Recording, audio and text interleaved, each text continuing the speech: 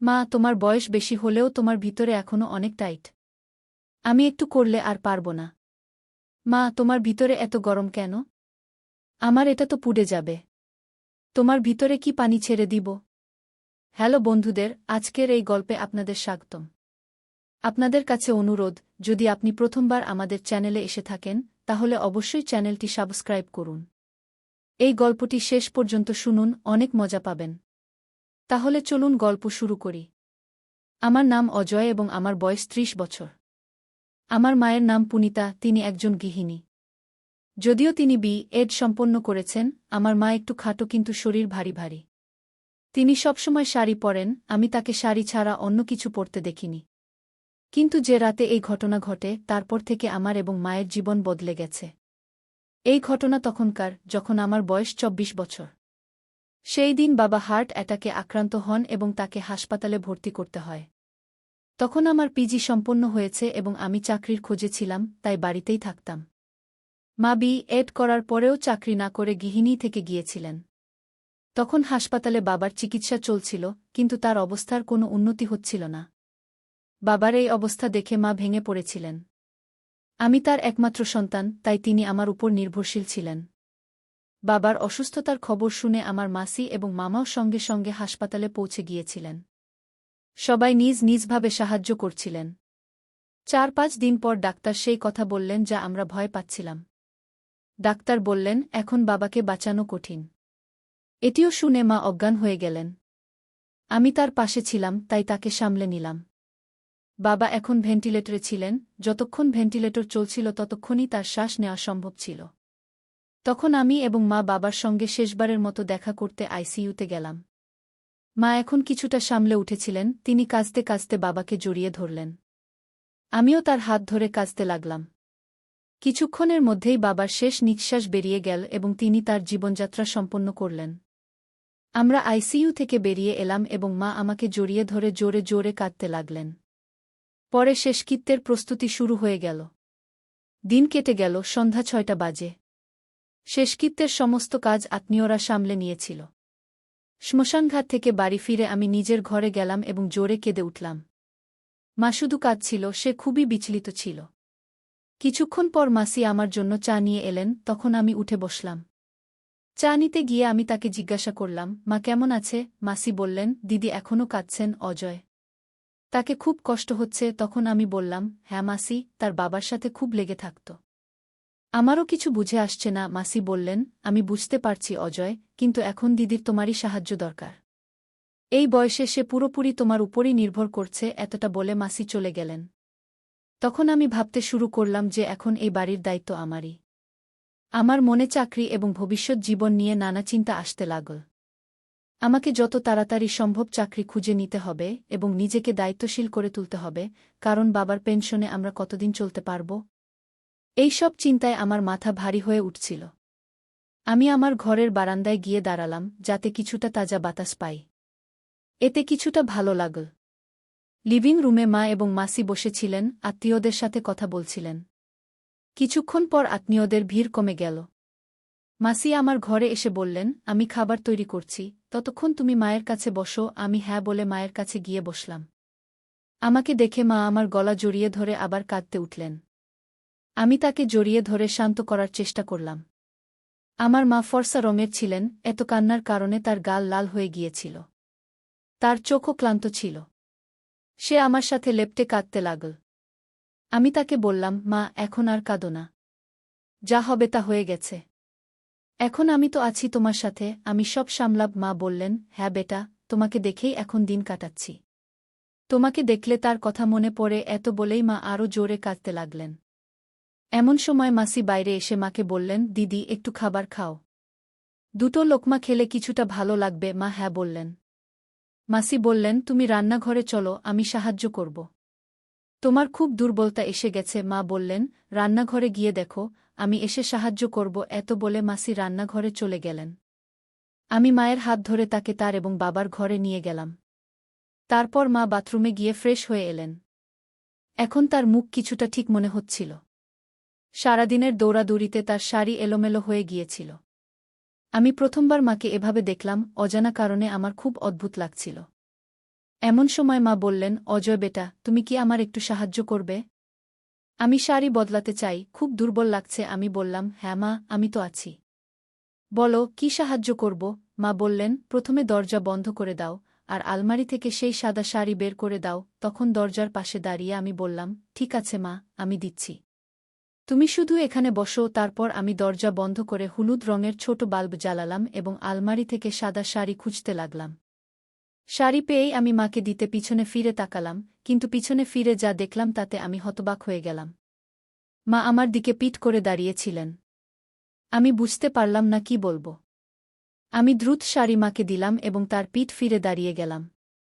এই সময় আমার মনে নানা রকম চিন্তা ভিড় করতে লাগল। এমন সময় মা বললেন, অজয় বেটা, আরেকটা কাজ করবে?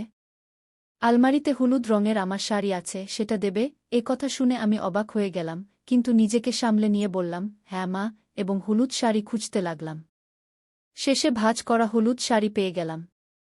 সেটা খুলে দেখে তার ডিজাইন দেখে আমি খুবই আশ্চর্য হয়ে গেলাম।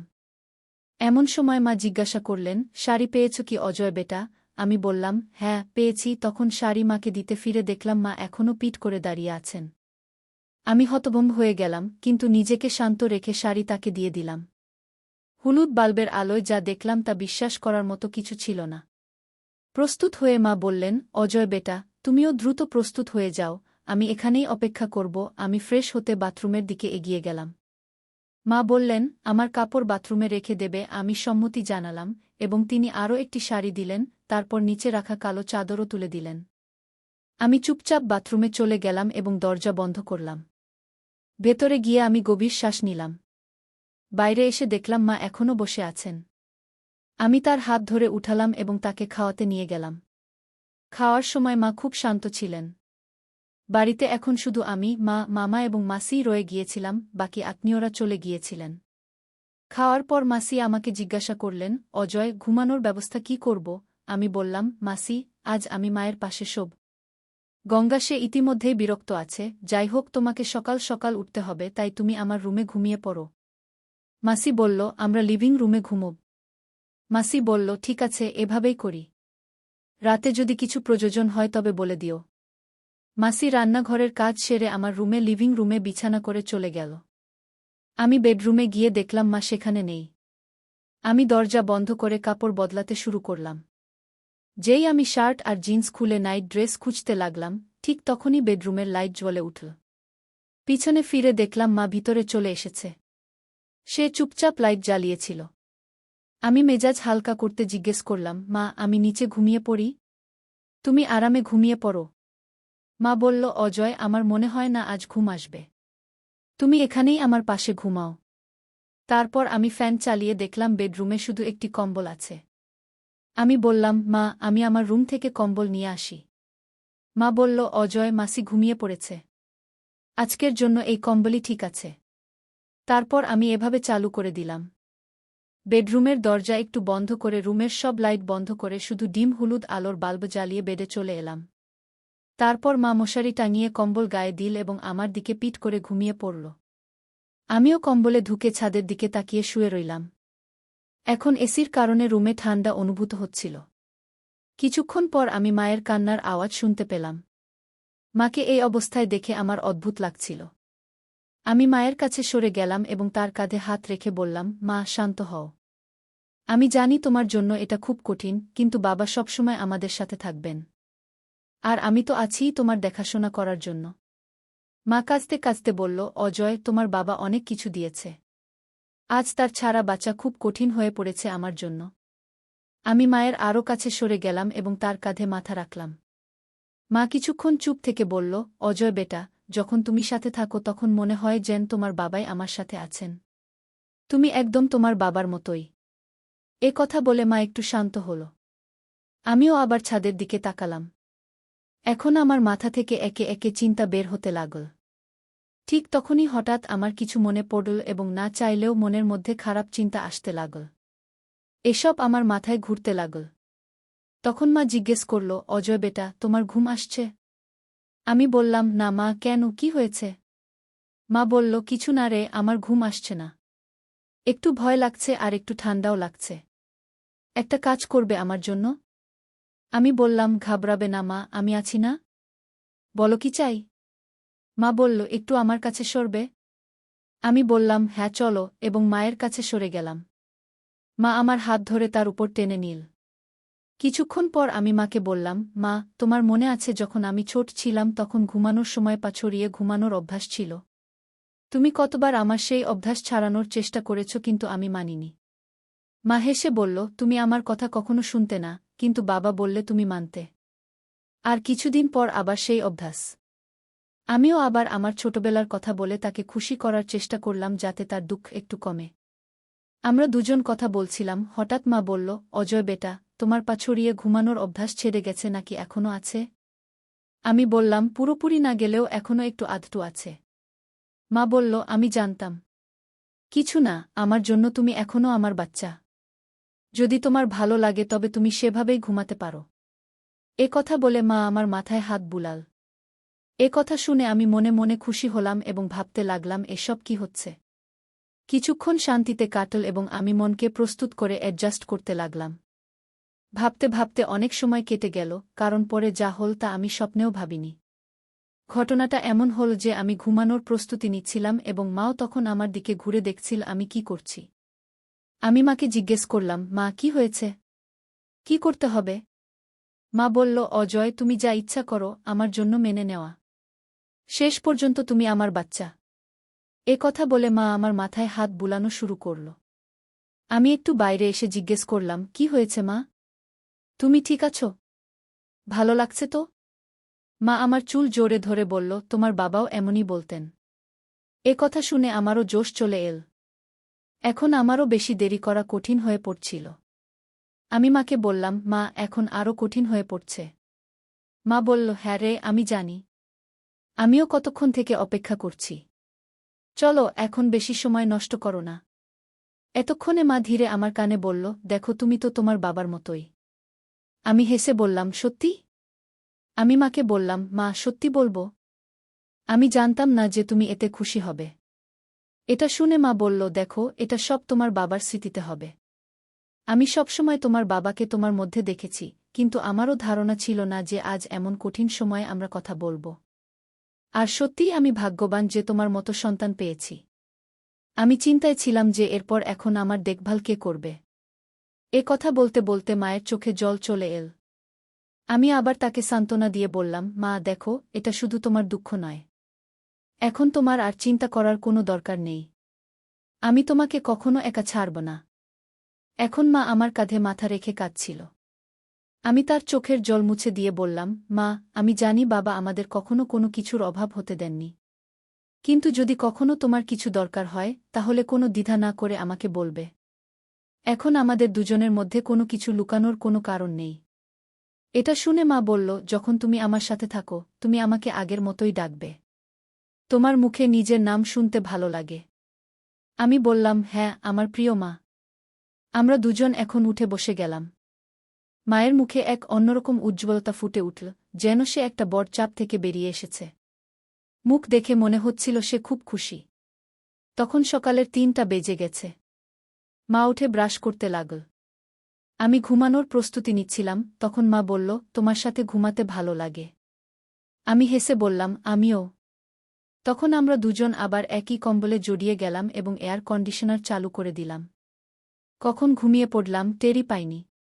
সকালে যখন জেগে উঠলাম তখন 10টা বাজে গিয়েছিল। আমি ঘরে একা ছিলাম। আমি কাপড় পরে ব্রাশ করলাম এবং বেডরুম থেকে বেরিয়ে এলাম। মা, মাসি এবং বাকি অতিথিরা চা পান করছিলেন। আমাকে দেখে মা বললেন, অজয় উঠে গেছে। এসো, চা নাও। আমি হ্যাঁ বলে মায়ের কাছ থেকে চা নিলাম। ঠিক তখনই দরজার ঘণ্টা বাজল। মাসি গিয়ে দরজা খুললেন, সেখানে আমার দাদি অর্থাৎ বাবার মা দাঁড়িয়েছিলেন। আমার দাদি জাপানে চাচার কাছে থাকতেন। দাদু মারা যাওয়ার পর চাচা তাকে সাথে নিয়ে গিয়েছিলেন। বাবা হঠাৎ মারা যাওয়ায় তিনি তড়িঘড়ি আসতে পারেননি।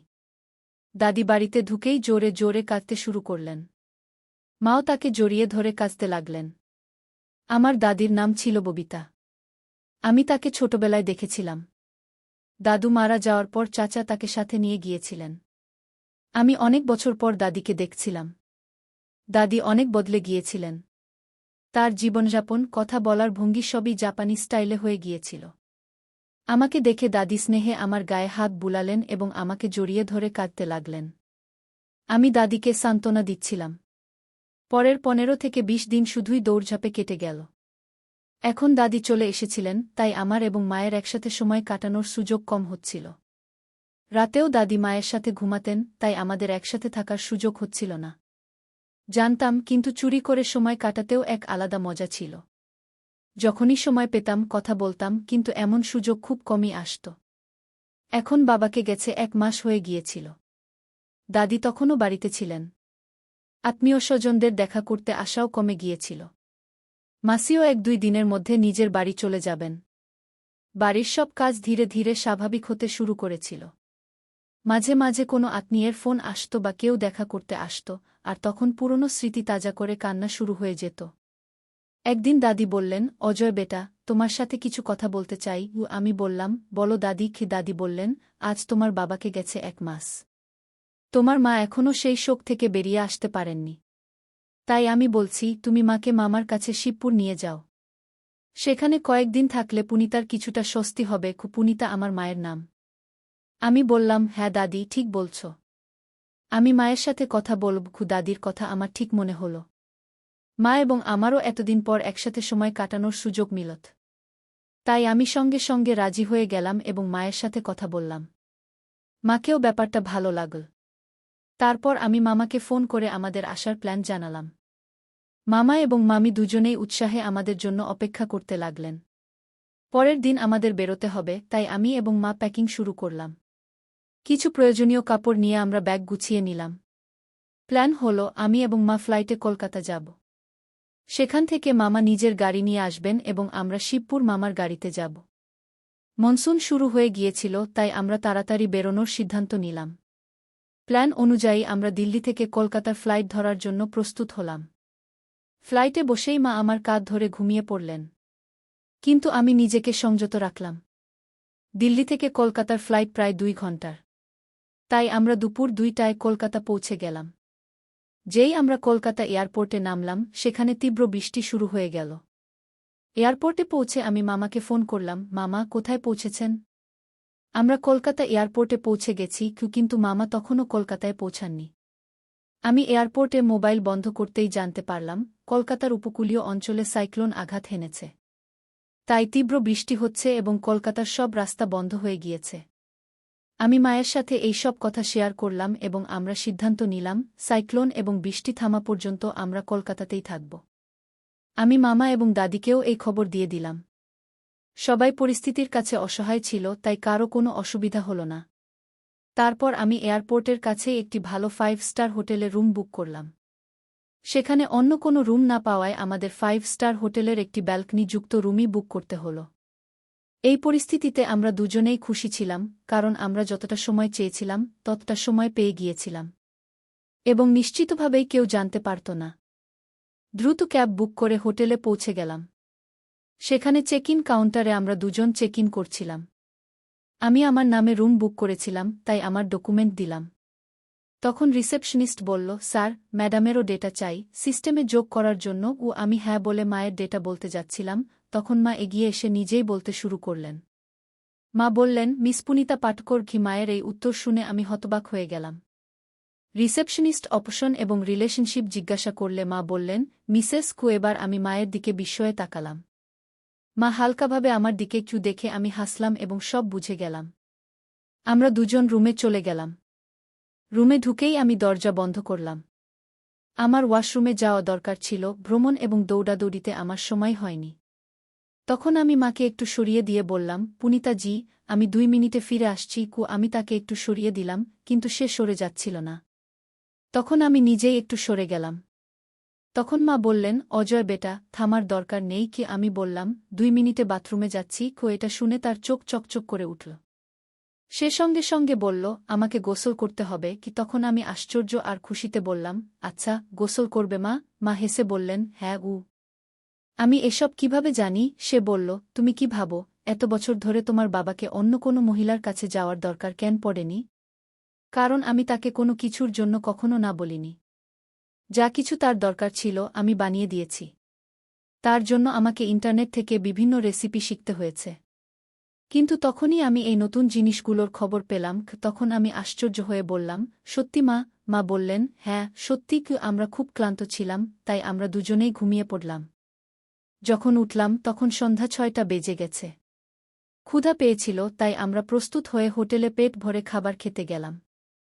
হোটেলে ভালো খাবার খাওয়ার পর আমরা দুজন আবার রুমে ফিরে এলাম। রুমে একটা শান্তিপূর্ণ পরিবেশ ছিল। মা বললেন, অজয়, আজকের সন্ধ্যা খুব বিশেষ। কি? তখন তার চোখে এক চমক ছিল যা আমি আগে কখনো দেখিনি। আমি হেসে বললাম, হ্যাঁ মা, আজকের সন্ধ্যা সত্যিই বিশেষ। তারপর আমরা দুজন টিভি অন করলাম এবং কিছুক্ষণের জন্য একটা রোমান্টিক মুভি দেখতে লাগলাম। মুভির সময় মা আমার হাত ধরে ফেললেন এবং ধীরে ধীরে আমার কাছাকাছি চলে এলেন।